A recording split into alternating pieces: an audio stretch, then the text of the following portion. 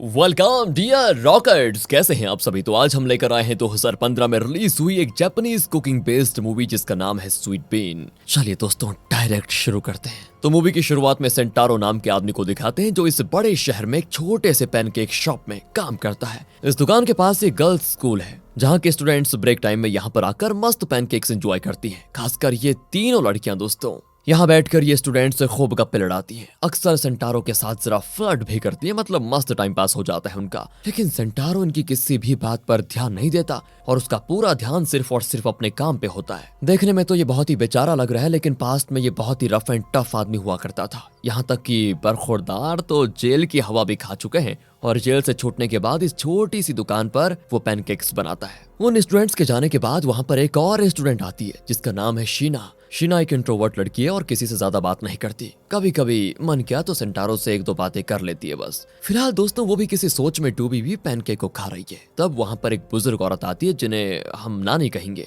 वो सेंटारो से पूछती है कि बेटा बाहर तुमने बोर्ड पे लिखा हुआ है कि तुम्हें एक असिस्टेंट चाहिए, तो वो काम मुझे दे दो ना। उसकी आवाज में दोस्तों इतनी मासूमियत होती है कि सेंटारो को ना कहने का मन नहीं करता। पर वो कहता है कि अरे नानी, मुझे तो दुकान की साफ सफाई, बर्तन धोना, इस तरह के कामों के लिए कोई चाहिए था। अब आप वो काम थोड़ी कर पाएंगी, बहुत मेहनत लगेगी उस पे। नानी कहती है कोई बात नहीं बेटा, मैं कर लूंगी। तो सेंटारो कहता है कि देखिए मैं तो पार्ट टाइम के लिए किसी को काम देना चाहता था क्योंकि मैं ज्यादा पगार नहीं दे पाऊंगा। वो कहती है हाँ मुझे भी कौन सा करोड़पति बनना है बेटा, बोलो कितना दोगे। तुम जितना भी पगार सोच रहे हो उसका आधा दे दो बस, मेरे लिए काफी है। अब नानी की बातें सुनकर सेंटारो को उन पर तरस तो आ जाता है, लेकिन बेचारा क्या करता। वो इस बुजुर्ग से मेहनत नहीं करवाना चाहता और कहता है कि माफ कर दो नानी, आप कहीं और काम ढूंढ लो, जहाँ काम आपको आसान लगे आप वहीं पर कर लें। नानी बड़ी दुखी हो जाती है और उदास होकर जाने लगती है कि क्या करूं। तो सेंटारो उनको एक पैनकेक पकड़ाता है। वो उसके पैसे देने लग जाती है तो सेंटारो कहता है कि नहीं नहीं पैसे नहीं चाहिए। फिर वो चली जाती है। ये सब कुछ देखकर शीना पूछती है कि अगर पार्ट टाइम का काम है तो मुझे वो काम दोगे क्या।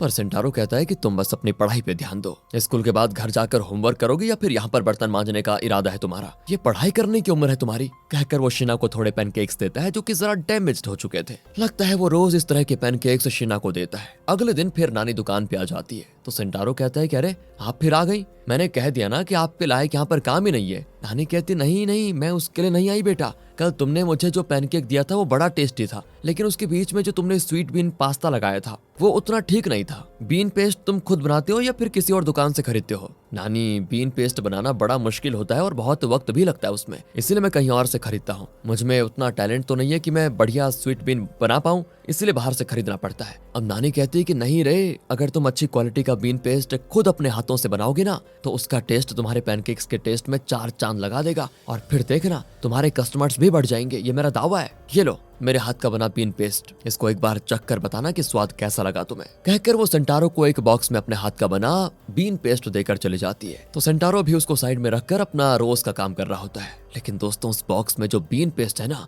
उसकी इतनी लाजवाब खुशबू आती है कि सेंटारो से रहा नहीं जाता और वो आराम से बैठकर उसे पहले स्मेल करता है। ऐसा बढ़िया अरोमा उसका कि आज तक उसने किसी भी बीन पेस्ट में नहीं पाया था। वो फिर वो उसको जरा चखता है दोस्तों तो एकदम से दंग रह जाता है कि ये बीन पेस्ट है या फिर जादू। वो बार बार उसे खाने लगता है और तब उसे एहसास होता है कि मैंने नानी को अंडरएस्टिमेट कर दिया। ऐसा बीन पेस्ट तो शायद कहीं बनता होगा। अगले दिन वो नानी की राह देखने में लग जाता है और तब नानी को देखकर वो कहता है कि अच्छा वो नानी आप आ गई, मैंने तो सोचा था कि आप वापस आएंगी नहीं। कल आप जो वो बीन पेस्ट देकर गई थी ना उसे मैंने चखा क्या बल्कि चखते चखते पूरा डब्बा खाली कर गया। ऐसा फ्लेवरफुल और लाजवाब बीन पेस्ट मुझे नहीं लगता कि दुनिया में कोई बनाता भी है। सच में नानी आप जरूर कोई कुकिंग एक्सपर्ट ही होंगी। इस तरह से वो नानी की तारीफ करता थकता नहीं दोस्तों, लेकिन वो बहुत ही सादगी के साथ कहती हैं बेटा इसमें कोई जादू नहीं है, इसे बस इसके तरीके से और सब्र से बनाना होता है जो शायद आज के जमाने में किसी और के बस के है ही नहीं। मैं लगभग 50 सालों से इस तरह का बीन पेस्ट बना रही हूँ।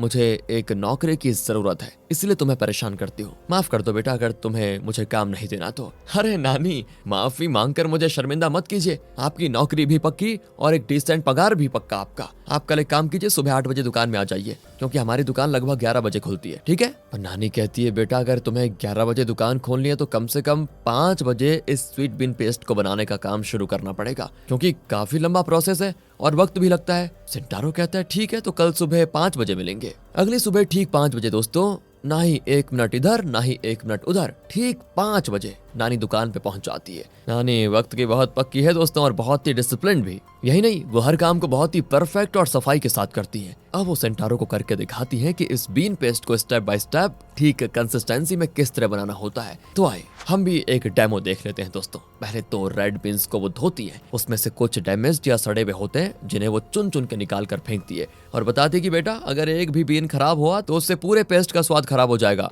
और फिर अच्छे से धोने के बाद उसे निकाल कर धीमी आंच में उबालती है, फिर कुछ देर में उसको निकाल कर छानती है और फिर उसे कुछ देर के लिए पकाती है। पकाते वक्त उसका जो खुशबू होता है ना, उसके हिसाब से वो भांप लेती है कि बीन्स पका है या फिर नहीं। और पकाने के बाद उसमें ऊपर ही ऊपर एक परत जम जाती है, जिसे निकालने के लिए वो नल को धीमा सा खोलकर उसके नीचे बीन वाले बॉल को रख देती है। उसके बाद दूसरे बर्तन को स्टोव पर रखकर उसमें थोड़ा पानी और शक्कर मिक्स करके उसमें रेड बीन्स को डालती है। फिर उसे लगभग 2 घंटे धीमी आंच में अच्छे से पकाती है। फिर उसे खोलकर बहुत ही धीरे से मिक्स करने को कहती है। और दोस्तों इस काम को करते करते ना वो बारीक बातों पर भी इतना ध्यान देती है, क्योंकि इस प्रोसेस में कोई भी स्टेप अगर थोड़ा सा इधर उधर हो जाए तो स्वाद भी इधर उधर हो जाएगा। इस तरह बहुत ही ध्यान से वो बीन पेस्ट को बनाकर एक ट्रे में डाल देती है। तो इस तरह बनके तैयार होता है बीन पेस्ट। उसके बाद सेंटारो पैनकेक्स तैयार करता है। सुबह से लेकर अब तक दोनों भूखे पेट ये सारा काम कर रहे थे। अब सेंटारो दोस्तों एक पैनकेक में बीन पेस्ट लगाकर उस पर दूसरा पैनकेक रखकर नानी को देता है और खुद भी खाने लग जाता है। दोनों जिस चाव के साथ खाते हैं ना, उसको देखकर तो दोस्तों हमें भी खाने का मन हो जाता है। खाते खाते सेंटारो कहता है कि नानी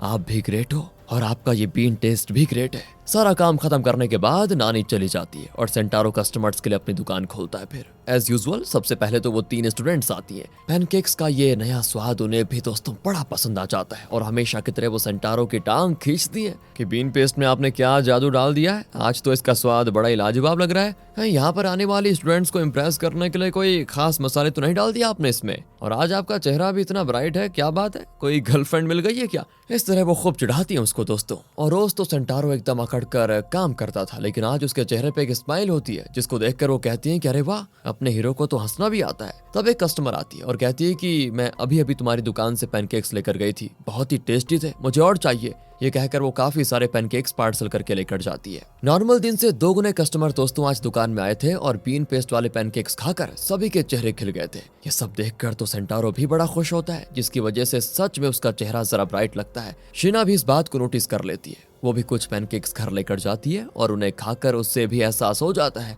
कि पैनकेक्स का स्वाद काफी बदला हुआ है और उसके नए स्वाद का कारण है पैनकेक्स के बीच में स्प्रेड किया हुआ वो टेस्टी बीन पेस्ट। दोस्तों शीना के बारे में बताना हो तो उसके पापा गुजर चुके हैं, सिर्फ माँ है, लेकिन माँ को उसके लिए फुर्सत ही नहीं है, हमेशा शराब पीती रहती है। अभी भी वो शीना के बुक पर शराब गिरा देती है, जिससे शीना को बड़ा गुस्सा आ जाता है, लेकिन वो अपनी माँ से बात तक नहीं करती, बहुत अकेली महसूस करती है वो। लेकिन उसके पास एक पेट बर्ड है जिसके साथ वो अक्सर बातें करती है। यहाँ से सीधे सेंटारो की दुकान को दिखाते हैं कि नानी फिर दोस्तों बीन पेस्ट बना रही है। बीन्स को पकाते पकाते वो बर्तन का ढक्कन जरा खोल कर कहती है कि सुनो मेरे लाडलो, धीमी आंच पे रखा है मैंने तुम लोगों को, इसलिए सब्र से और ठीक ठीक पक जाना, ना कम ना ज्यादा, बल्कि जैसा मैं कहूँ बिल्कुल उसी तरह पककर तैयार होना, समझे बच्चों। इस तरह बीन से बात करने लगती है तो सेंटारो कहता है कि ये क्या कर रही है नानी, बर्तन खोलकर किससे बात कर रही हो? नानी कहती है कि बेटा ये मेरी आदत है बस, वैसे कुकिंग में हर इंग्रेडिएंट में जान होती है, इसलिए उन्हें प्यार से हैंडल करना होता है, तभी तो वो हमारा साथ देंगे और इसी प्यार से खाने का स्वाद बढ़ता है। वैसे नानी सारा काम बहुत ही लगन और प्यार से करती है, लेकिन बुजुर्ग है ना, जल्दी थक भी जाती है, तो थकान के मारे कभी कभी वो इस कुर्सी पर बैठ जाती है, लेकिन थोड़ी देर में फिर काम में लग जाती है, क्योंकि लगन है। काम खत्म करने के बाद जब सेंटारो दुकान का पर्दा हटाकर देखता है तो दंग रह जाता है, क्योंकि दुकान के बाहर कस्टमर्स की लाइन लगी होती लंबी। ऐसा उसकी दुकान के इतिहास में पहली बार कभी हुआ नहीं था कि कस्टमर्स उसकी दुकान खोलने के इंतजार में इतनी लंबी लाइन लगा के बैठे हुए हैं। कल एक दिन इस स्पेशल बीन पेस्ट वाले पैनकेक्स खाने के बाद इतने सारे कस्टमर्स आ गए हैं ना, ये जानकर तो सेंटारो की खुशी दोगुनी हो जाती है। और ये सब किसकी बदौलत? नानी की बदौलत। तो वो नानी से कहता है कि नानी आज प्लीज थोड़ी देर के लिए आप कस्टमर्स को सर्व करने में मेरी मदद करेंगी, मुझसे इतने सारे कस्टमर्स संभाले नहीं जाएंगे। नानी भी बड़े प्यार से मान जाती है और सेंटारो की मदद करती है। लगता है एक ही दिन में सेंटारो का पैनकेक्स काफी फेमस हो गया, उसकी शॉप भी। कुछ दिन बीतते हैं। एक दिन सेंटारो घर पर होता है तो उस दुकान की मालकिन आती है और कहती है कि लगता है दुकान जोरों शोरों से चलने लगी है। सेंटारो भी कहता है कि हाँ, मैंने एक नानी को काम पे रखा हुआ है जिनके बनाए हुए बीन पेस्ट की वजह से इतने सारे कस्टमर्स आ रहे हैं। पर ओनर कहती है कि उस बूढ़ी औरत के बारे में मैंने जो बातें सुनी है, अगर वो सच है तो उसकी वजह से हमें दुकान बंद करनी पड़ जाएगी। उस औरत को कुष्ठ रोग है जिसका असर उसके हाथों में दिखता है। कल मेरी फ्रेंड यहाँ पर आई थी तब उसने मुझे बता लिया। अगर देखो लोगों को ये बात पता चल गई तो कोई तुम्हारे पैनकेक्स खरीदने कभी नहीं आएगा, दुकान बंद करनी पड़ेगी। तुम चुपचाप उस बूढ़ी को काम से निकाल दो बस। तो सेंटारो कहता है कि शायद बहुत पहले उन्हें कोई बीमारी रही होगी जिसकी वजह से उनके हाथ ऐसे हो गए, लेकिन फिलहाल तो वो एकदम तंदुरुस्त है। कुष्ठ रोग होता तो वो बहुत ही कमजोर होती, ना कितनी मेहनत करती कभी। आपको जरूर कोई गलतफहमी हुई है। अगर नानी ना होती ना तो हमारी दुकान पे रोज 4 या 5 कस्टमर्स आते हैं, वो भी मुश्किल से। पर देखो उनके आने के बाद कस्टमर्स की लाइन लगी हुई है, समझी। इस पर ओनर पूछती है कि तुम इतने यकीन के साथ कैसे कह सकते हो कि उसे कुछ नहीं है, उसका अता पता भी है तुम्हारे पास। तो सेंटारो उसे एक लेटर देता है जिसमें नानी ने अपना पता लिखा हुआ था। तो उस एड्रेस को देखकर ओनर कहती है कि देखा, ये जगह कुष्ठ रोगियों की कॉलोनी है, वहीं से आती है बुढ़िया। तुम कल ही उसको नौकरी से निकाल दो वरना तुम्हारा जीना मुश्किल कर दूंगी। असल में दोस्तों, ओनर ने सेंटारो को उधार दिया था जिसे वो अभी तक चुका नहीं पाया। उस उधार को चुकाने के लिए ही सेंटारो को उसकी दुकान में काम करना पड़ रहा है।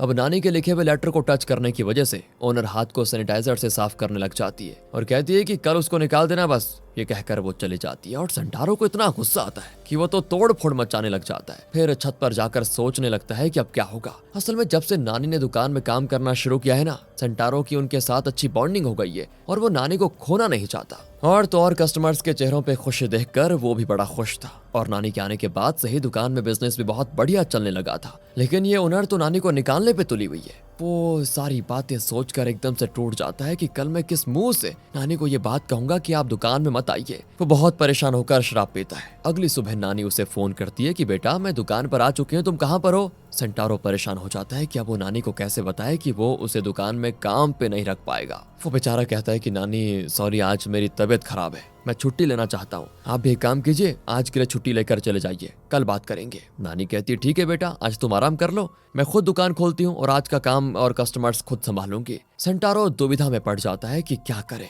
नानी की मासूमियत उसे बखूबी दिखाई देती है, लेकिन वो ओनर की मर्जी के खिलाफ कुछ कर नहीं पाता। थोड़ी देर वो सोचता है, लेकिन आखिर में उसका ज़मीर जीतता है दोस्तों। वो फैसला कर लेता है कि चाहे जो भी हो जाए, नानी तो मेरे साथ ही काम करेगी। वो नानी से कहता है कि नानी, आप दुकान खोलकर काम शुरू कीजिए, मुझसे बन पड़ेगा तो मैं आ जाऊंगा। यहाँ नानी दुकान खोलकर बर्तन वगैरह साफ करने के बाद बीन पेस्ट और पैनकेक्स भी खुद ही बनाकर तैयार रख लेती है। फिर जब वो दुकान खोलती है तो ढेरों कस्टमर्स पैनकेक्स खाने आते हैं और खासकर वो 2 पैनकेक्स के बीच में उस स्वादिष्ट बीन पेस्ट को स्प्रेड करके खाने में उन्हें जो मजा आता है ना, वो तो देखते ही बनता है। असल में नानी को अभी नहीं बल्कि तब कुष्ठ रोग हुआ था जब वो बहुत ही यंग थी, लेकिन वो पूरी तरह से ठीक भी हो गई थी। लेकिन उस बीमारी की वजह से उनके हाथों का ये हाल हो गया था। बाकी तो वो एकदम परफेक्ट है, लेकिन नानी के हाथों को देखकर ही उस ओनर की फ्रेंड ने कहा था कि उन्हें कुष्ठ रोग है। दोस्तों, एज यूजुअल शीना दुकान में आती है। वो नानी को पहली बार देख रही होती है और कहती है, अच्छा नानी, तो आप ही हैं दुकान के नई पार्ट टाइम वर्कर। वैसे सेंटारो कहाँ है? नानी कहती है कि बेटा वो जरा बीमार है, आज उसने छुट्टी ली है।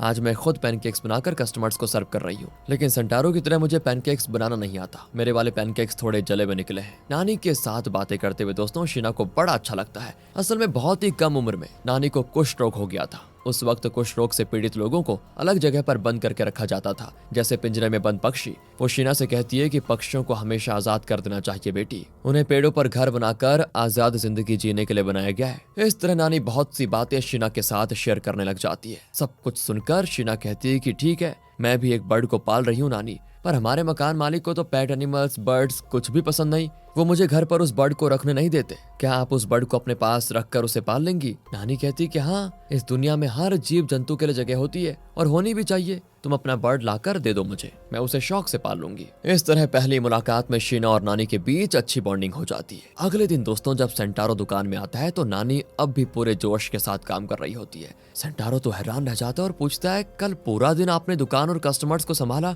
और आज सारा काम भी अकेले कर लिया? वाओ, और वो भी उतनी चुस्ती के साथ, कैसे कर लेती हैं आप? नानी भी कहती है कि बेटा थकान तो होती है, लेकिन यूं ही आराम से बैठे जाने से जिंदगी बेकार निकल जाती है। जो काम पसंद हो ना उसे करने में कैसी थकान। पर एक बात करे, मुझे माफ कर दो बेटा, कल ना मेरे थोड़े पैनकेक्स जल गए थे। हाँ, पर बीन पेस्ट के स्वाद की वजह से शायद कस्टमर्स को कुछ पता ही नहीं चला। क्या है ना, मुझे तुम्हारी तरह अच्छे से पैनकेक्स बनाना नहीं आता। सेंटारो कहता है कोई बात नहीं नानी, अगर पैनकेक्स पूरे भी जल गए होते ना तो भी आपके बीन पेस्ट का स्वाद बाकी सारी कमियों को भुला देता। वैसे बेटा एक बात बताऊं, इसके बावजूद भी मैंने पैनकेक्स का जरा सा भी बैटर वेस्ट नहीं किया। उसके भी पैनकेक्स बनाकर सारे के सारे बेच भी डाले, यहाँ तक कि मुझे बाहर सोल्ड आउट का बोर्ड भी रखना पड़ गया। इस तरह नानी बहुत ही इनोसेंटली और क्यूटली सेंटारो को कल की सारी बातें बताने लग जाती है। ऐसी इंसान को सेंटारो कैसे काम से निकाल सकता है बताओ। लेकिन वो कहना शुरू करता है कि नानी मैं आपसे एक जरूरी बात करना चाहता हूँ। अब ये सुनकर तो हमें घबराहट होती है कि कहीं ये नानी को जाने के लिए कह ना दे, लेकिन नहीं, वो ऐसा नहीं करता, बल्कि कहता है कि नानी कल से सिर्फ बीन पेस्ट बनाना ही आपका काम नहीं है, बल्कि कस्टमर्स को सर्व भी आप ही करेंगी। बाकी इस जगह की साफ सफाई, बर्तन धोना वो सब मैं कर लूंगा। इस पर नानी चौंक जाती है और उन्हें खुशी भी होती है, क्योंकि असल में नानी कई जगहों पे काम कर चुकी थी। वहाँ उन्हें बाकी सारे काम दिए जाते थे, लेकिन उनके हाथों को देखकर कोई उन्हें कस्टमर्स को सर्व करने को काम नहीं देता था। लेकिन यहाँ देखो, सेंटारो उन्हें वो काम देना चाहता है, तो नानी बड़ी खुश होती है कि सेंटारो उन्हें अपनी तरह एक इंसान मानता है। वो कहता है कि मैं आपकी पगार भी बढ़ा दूंगा नानी, आप कहीं और नौकरी के लिए मत जाना, मुझे आपकी जरूरत है। नानी भी एकदम क्यूटली स्माइल करके कहती है थैंक यू बेटा, तुम देखना मैं बढ़िया सर्व करूंगी कस्टमर्स को। तो कई सारे कस्टमर्स आकर पैनकेक्स खाते हैं, कुछ तो पार्सल करके लेकर जाते हैं। उसके बाद वो 3 स्कूल स्टूडेंट्स आती हैं, वो भी नानी के साथ अच्छे से घुल मिल जाती हैं। उनके जाने के बाद भी दोस्तों शीना वहाँ पर बैठी होती है, तो नानी पूछती है कि तुम स्कूल नहीं जाओगी क्या बेटा। शीना कहती है कि नहीं नानी, मैं थोड़ा लेट जाऊंगी। वैसे आपके हाथों को हुआ क्या है। इस पर तो एक पल के लिए सेंटारो थोड़ा डगमगा जाता है कि ये शीना ने क्या पूछ लिया, कहीं नानी दुखी ना हो जाए। लेकिन नानी अपना काम करते हुए एकदम नॉर्मली कहती है कि बेटा टीनेज में मुझे कुष्ठ रोग हो गया था, रोग तो बाद में निकल भी गया, लेकिन मेरे हाथों का ये हाल ऐसा ही रह गया। उनकी बातें सुनकर शीना स्कूल जाती है और वहाँ लाइब्रेरी में अपने फ्रेंड के साथ मिलकर कुष्ठ रोग से संबंधित एक बुक पढ़ती है। उसमें लिखा होता है कि कुष्ठ रोग से पीड़ित लोगों को अलग कॉलोनीज में रखा जाता था। 1980 में जाकर कानून बने कि उन्हें इस तरह अलग कॉलोनीज में रखना उनके मानव अधिकारों के खिलाफ है। तब तक दवा भी बन चुकी थी जिससे कि जल्दी बीमारी को ठीक किया जा सकता था। कानून के अनुसार उन्हें भी नॉर्मल इंसानों की तरह इस समाज में जीने का अधिकार है, इसीलिए उनके साथ भेदभाव करना गलत है। लेकिन कई साल पहले जो लोग रोग से पीड़ित हुए थे, उनमें से किसी के हाथ, किसी के पैर, किसी का चेहरा, इस तरह बॉडी का कोई ना कोई पार्ट बिगड़ चुका था या नष्ट हो चुका था। ये सारी बातें फोटोज के साथ उस बुक में डिटेल में बताई गई थी। शीना उस बुक को बड़े ध्यान से देखती है और पढ़ती भी है। अगले दिन सेंटारो और नानी रोज की तरह पैनकेक्स और बीन पेस्ट रेडी करने दुकान में आते हैं, लेकिन आज एक भी कस्टमर नहीं आता। सेंटारो तो समझ जाता है कि जरूर ओनर की फ्रेंड ने अफवाह फैला दी होगी कि नानी को कुष्ठ रोग है, इसलिए कोई दुकान पे पैनकेक्स खरीदने के लिए नहीं आया। पर वो नानी को सच बताकर उनका दिल नहीं दुखाना चाहता था और कहता है कि जाड़े का मौसम आने वाला है, तो हर साल इस टाइम में कस्टमर कम ही आते हैं वैसे। पर नानी कहती है कि बेटा कैसी बात कर रहे हो, मेरे ये बाल धूप में सफेद नहीं हुए हैं क्या? मैं नहीं जानती कि ठंड में लोग गर्मा गर्म बीन पेस्ट पैनकेक्स खाना ज्यादा पसंद करते हैं, पर तुम हो कि एकदम उल्टा बोल रहे हो। सेंटारो उदास होकर बाहर चला जाता है और स्मोक करने लगता है। यहाँ नानी दुकान के पास आते हर कस्टमर को देखकर खुश होती है कि चलो ये पैनकेक्स लेने के लिए आ रहा है। वो हंसकर उनका स्वागत भी करती है, लेकिन जब वो चले जाते हैं ना तो नानी मायूस हो जाती है। ये सब देखकर सेंटारो को बड़ा दुख होता है। उससे नानी के चेहरे पर उदासी देख ही नहीं जाती और कहता है कि आज आप छुट्टी ले लीजिए नानी, मैं भी घर जाना चाहता हूँ, मुझे नहीं लगता कि आज कोई कस्टमर आएंगे। और सेंटारो का चेहरा देखकर नानी समझ जाती है कि कस्टमर यहाँ क्यों नहीं आ रहे। वो अपना शेफ अपन उतार कर दुख भरी नजरों से सेंटारो को देखती है और कहती है मैं चलती हूँ बेटा, फिर कभी मौका मिले तो मिलेंगे। ये कहकर वो दुकान से निकल जाती है। उन्हें जाते देखकर तो सेंटारो टूट ही जाता है। घर जाकर भी उसको चैन नहीं आता। अगले दिन वो दुकान पर आता है और अकेला ही बीन पेस्ट तैयार करता है, पर किसी भी काम में उसका मन नहीं लगता। तब एक पोस्टमैन आकर उसे एक खत देता है जो नानी ने लिखा था। नानी ने बहुत इमोशनल होकर लिखा होता है, जिसे उनके वॉइस ओवर में सुनाया जाता है। असल में उनकी जवानी में उन्हें ये बीमारी हो गई थी, तब से वो अलग कॉलोनी में रहती थी। बाहर की दुनिया से उनका जैसा कोई नाता ही नहीं था। बिल्कुल पिंजरे में बंद चिड़िया की तरह जिंदगी गुजारने लगी थी वो। वहाँ रहने वाले हर इंसान की बस एक ही ख्वाहिश थी कि उन्हें दूसरे इंसानों के साथ घुल मिल कर रहने का मौका मिले, इस तरह अछूत बनकर समाज से अलग ना किया जाए। वो एक आम इंसान की जिंदगी बसर करना चाहते थे, यही नानी की भी ख्वाहिश रही थी। लेकिन समाज ने उन्हें कभी इंसान का दर्जा दिया ही नहीं, उन्हें अछूत या महिला समझकर अपने से दूर रखा। इससे उनके दिल को इतना दुख पहुंचा कि ये सब लेटर में नानी ने लिखा होता है। लेकिन इस तरह के दुख, दर्द और वेदना के बावजूद जब तुमने मुझे अपने जैसा इंसान समझा बेटा, और मुझे एक इंसान को मिलने वाली मर्यादा दी तो मेरा जी भर आया। तुम्हारा ये गुण मुझे भा गया। मुझे इंसान की तरह फील करने का तुमने जो मौका दिया उसके लिए बहुत बहुत शुक्रिया बेटा। अगर मेरा बेटा होता तो शायद तुम्हारी उम्र का होता। मैं तो तुम्हें अपना बेटा ही मानती हूँ। तुम देख लेना, एक न एक दिन तुम स्वीट बीन पेस्ट को खुद ही बनाने में माहिर हो जाओगे। तुम अपनी खुद की दुकान लगाकर उसे बढ़िया से चला भी पाओगे, मुझे इसका पूरा यकीन है। मुझे बस एक बात का अफसोस है कि मेरी वजह से तुम्हारी दुकान पे जो थोड़े बहुत कस्टमर्स आते थे वो भी आना बंद हो गए। इस बात से तुम्हारा दिल कितना दुख रहा होगा मैं समझ सकती हूँ बेटा। इस बूढ़ी औरत की भूल को माफ कर दो। इस तरह उन्होंने बहुत इमोशनल होकर लिखा होता है जिसे पढ़कर संटारो अपने आंसू रोक नहीं पाता। तब शीना एक बैग लेकर आती है और संटारो से कहती है, नानी ने प्रॉमिस किया था कि वो मेरा बर्ड लेंगी, मैं वही लेकर आई हूँ। और तो और मैंने अपना घर छोड़ दिया, अब मैं वहाँ नहीं रह सकती। संटारो पूछता है, घर छोड़ दिया तो कहाँ रहोगी अब? शीना कहती है, मेरी फ्रेंड्स एक अपार्टमेंट में रहती है, मैं उन्हीं के साथ रह लूंगी कोई पार्ट टाइम जॉब करके और फिर अपना खर्च निकाल लूंगी। वैसे नानी नहीं दिख रही है, कहाँ गई? संटारो कहता है, वो चली गई है, अब दुकान में नहीं आएंगी वो। ये सुनने के बाद शीना उदास हो जाती है और पूछती, क्या आप उनको देखने गए थे या कोई फोन आया था उनका? संटारो ना में जवाब देता है तो शीना कहती है, इसमें इतना सोचने की क्या बात है, मैं नानी को देखना चाहती हूँ, मुझे ले चलोगे क्या? संटारो भी नानी को देखने जाने वाला था। अब दोनों उन्हें देखने जाते हैं।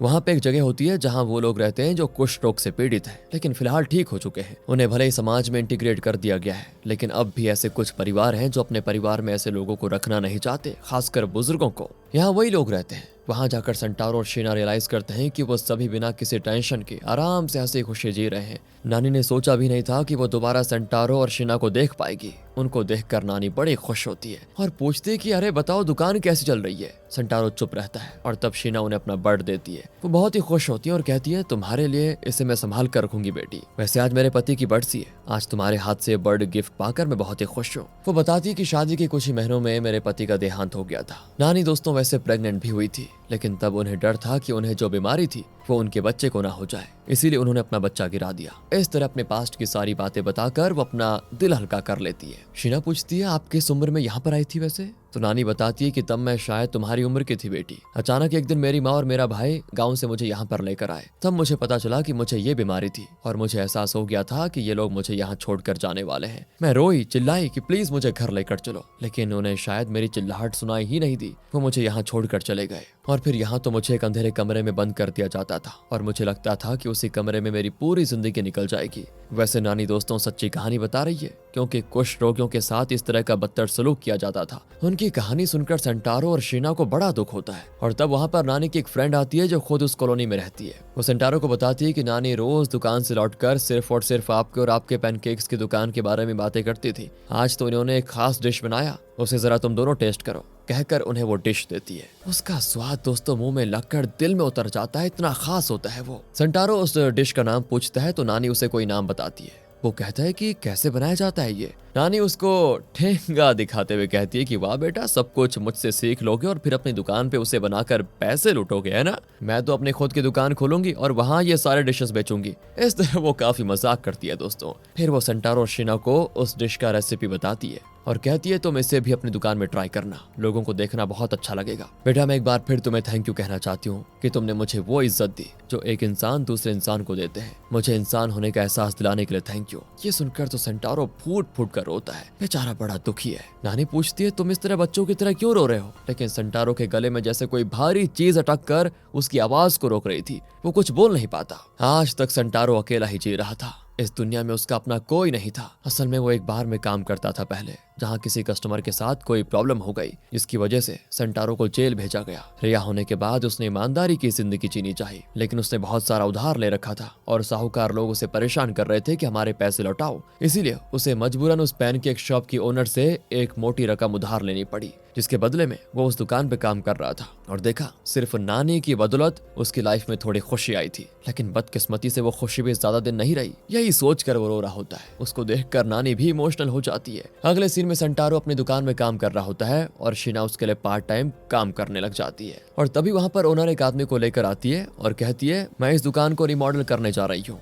वैसे कल से इस दुकान में दूसरे डिशेस बनाए जाएंगे और ये हमारा नया शेफ है, बहुत ही टैलेंटेड है और कल से यह डिशेस बनाएगा, तुम इसके असिस्टेंट बन जाओ। संटारो चौंक जाता है कि मैं और इसका असिस्टेंट बनूंगा। वो कहती है हाँ, अगले महीने मैं इस दुकान को रिमॉडल करने जा रही हूँ, फिर शायद यहाँ पर पैनकेक्स नहीं बनेंगे। ये सुनकर तो सेंटारो के समझ में आता ही नहीं कि वो क्या करे। अगले कुछ दिन सेंटारो दुकान पे जाता ही नहीं, घर पर ही पड़ा पड़ा शराब पीता है। 1 महीने के बाद उस दुकान को रिमॉडल किया जाता है, जिसे शीना भी देखती है और वो भी बहुत परेशान होती है। मन को थोड़ा सुकून तो मिले ये सोचकर सेंटारो और शीना नानी को देखने जाते हैं। वहाँ नानी की फ्रेंड उन्हें जो खबर देती है ना, उसे सुनकर उनका बचा कुचा सुकून भी जैसे खो जाता है। 3 दिन पहले ही नानी का देहांत हो चुका था और उनका फ्यूनरल भी हो चुका है। ये दोनों तो टूट टूट कर बिखर जाते हैं। नानी की फ्रेंड बताती है कि बुढ़ापे की वजह से उनकी तबीयत खराब हो गई थी और हम उन्हें हॉस्पिटल भी ले गए। जाने से पहले उन्होंने एक रिकॉर्डर में कुछ रिकॉर्ड किया था और कहा कि सेंटारो आए तो उसको ये रिकॉर्डर दे देना। तो वो सेंटारो को एक रिकॉर्डर देती है जिससे वो प्ले करता है। उसमें नानी ने सबसे पहले शीना से माफी मांगी होती है कि तुम मुझे जो बर्ड संभालने को दे रही थी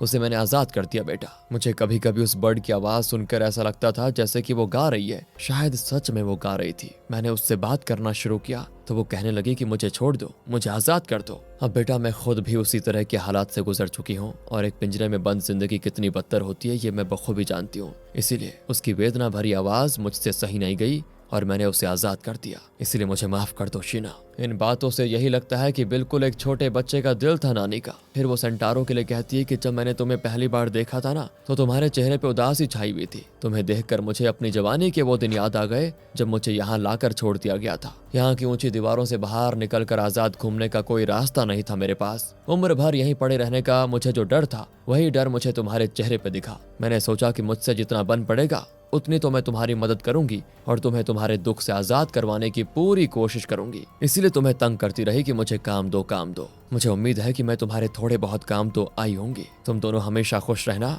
आजाद रहना, मुझे और कुछ नहीं चाहिए। नानी के दिल में जो इतना भर भर के प्यार था वो सब कुछ उन्होंने इस रिकॉर्डर में समेट कर इनको दे दिया था। सेंटारो और शीना बहुत इमोशनल होकर रोने लग जाते हैं। फिर वो नानी की कब्र पर जाते हैं। उनकी याद में वहाँ पर एक पौधा लगाया गया था। दोनों मिलकर नानी को श्रद्धांजलि देकर वापस आ जाते हैं। कुछ दिन के बाद दिखाते हैं कि जैसा नानी ने कहा था सेंटारो ने आजाद हो जाने का फैसला कर लिया था। उसने उस ओनर की दुकान वाली नौकरी छोड़ दी और नानी की उसी कॉलोनी में जाकर एक छोटा सा पैनकेक शॉप खोला था। स्कूल के बाद शीना भी उसकी मदद के लिए उस कॉलोनी में आ जाती है। दोनों मिलकर नानी के बताए हुए तरीके से बीन पेस्ट और उनका वो स्पेशल डिश भी बनाते हैं जिसका रेसिपी नानी ने उनको सिखाया था। ढेरों लोग उनके दुकान से पैनकेक्स खरीदते हैं। दोस्तों हमें उम्मीद है कि इस दुकान में सेंटारो की जो कमाई होगी उससे वो अपने पुराने उधार चुका लेगा। इसी उम्मीद के साथ स्वीट बीन नाम की ये मूवी यहाँ पर खत्म हो जाती है। बाकी अगर आपको वीडियो अच्छी लगी, स्टोरी अच्छी लगी हो तो लाइक कीजिएगा, चैनल को सब्सक्राइब। ध्यान रखिए अपना। Thanks for watching.